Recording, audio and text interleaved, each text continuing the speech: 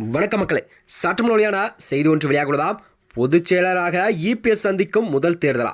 விஜய் அரசியல் வாழ்வில் சந்திக்கும் முதல் தேர்தல், அப்பா துணை இல்லாமல் அன்புமணி சந்திக்கும் முதல் தேர்தலா? வாழ்வா சாவா போராட்டத்தில் சீமான் சந்திக்கும் முதல் தேர்தலா? வாங்க வீடியோவை முழுமையாக்கலாம். அதாவது தமிழ்நாட்டில் அரசியல் களம் என்பது 2026 சட்டமன்றத்தை முன்னிட்டு தான் இப்பொழுதே அதற்கான வேலைகள் எல்லாம் அனைத்து கட்சிகளும் செய்து வருகிறதா. அதாவது நீண்ட இடைவெளிக்கு பிறகு மிகுந்த எதிர்பார்ப்பையும் சவால்களையும் தனிப்பட்ட நெருக்கலையும் கொண்ட ஒரு திருப்பு முனையாகத்தான் தமிழகத்தில் வருகின்ற 2026 சட்டமன்ற தேர்தலானது நிலவும் என்பது அரசியல் வட்டாரத்தில் ஒரு பேசப்பட்ட பொருளாக பார்க்கிறதா.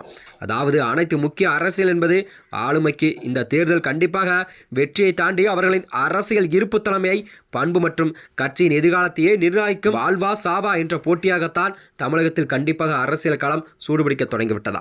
அதாவது திமுக தலைமையான ஆட்சியை தீர்மானிப்பதோடு அதிமுக, பாமக, நாம் தமிழர் மற்றும் புதிதாக களமிருக்கும் தமிழக வெற்றி கழகம் ஆகியவற்றை அடுத்த கட்ட நகர்வுகள் என்பது இந்த தேர்தல் கண்டிப்பாக முடிவிலே தங்கியுள்ளதா. இபிஎஸ் சந்திக்கும் இது முதல் தேர்தல் என்பது குறிப்பிடத்தக்கதாம். அதிமுகவின் பொதுச்செயலாக இந்திய தேர்தல் ஆணையத்தால் அதிகாரப்பூர்வமாக அங்கீகரிக்கப்பட்ட பிறகுதான் எடப்பாடி பழனிசாமி சந்திக்கும் முதல் தேர்தல் என்பது இது உறுதியாகும். ஜெயலலிதா மறைவுக்கு பிறகு உட்கட்சி பூசல்கள், இரட்டைத்தலை மோதல், ஓபிஎஸ் நீக்கம் என பல சட்ட மற்றும் அரசியல் சவால்களை எல்லாம் சந்தித்து கட்சியை கண்டிப்பாக தனியொருளாக கட்டுக்கோப்பாக கொண்டு வந்து இபிஎஸ் அவர்கள் சந்திக்கும் முதல் தேர்தல் என்பது குறிப்பிடத்தக்கதாம்.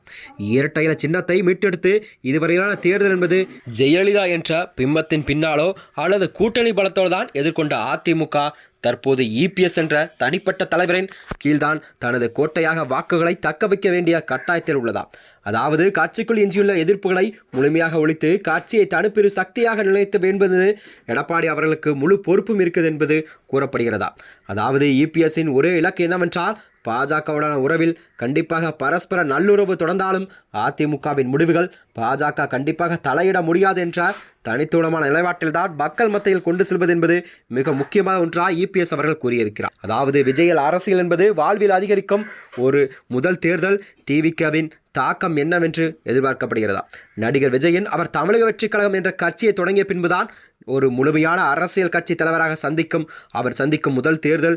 தனது உச்சப்பட்ட சினிமா செல்வாக்கை எல்லாம் அரசியல் வாக்குகளாக மாற்ற வேண்டிய ஒரு பெரும் சவாலை அவர் எதிர்கொள்கிறார்.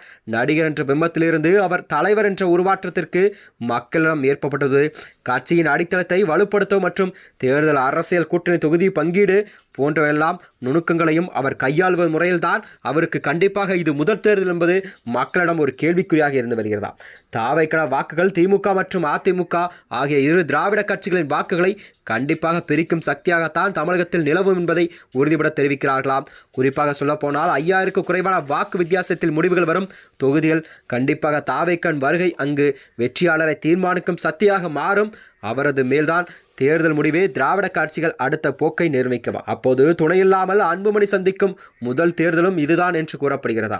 பாமக டாக்டர் ராமதாஸ் அவர்களின் உடல்நலம் மற்றும் கட்சியின் சமீபத்தில் ஏற்பட்ட அதிகார பூசலுக்கு பிறகு அன்புமணி ராமதாஸ் சந்திப்பு என்பது முதல் பெரிய தேர்தல் இதுதான். அதை போலத்தான் வாழ்வாசாவா என்று சீமானும் சந்திக்கும் முதல் தேர்தல் என்பது இது குறித்து கூறப்படுகிறதாம். வருகின்ற 2026 சட்டமன்றத்தில் என்பது தமிழகத்தில் கண்டிப்பாக 4 முனை போட்டியாகத்தான் நிலவும் என்பதில் அரசியல் வட்டாரங்கள் பேசப்படுகிறதா. மேலும் இதுபோன்ற வீடியோக்களை தெரிந்து கொள்ள நமது சேனலை மறக்காமல் சப்ஸ்கிரைப் செய்து கொள்ளும். நன்றி, வணக்கம்.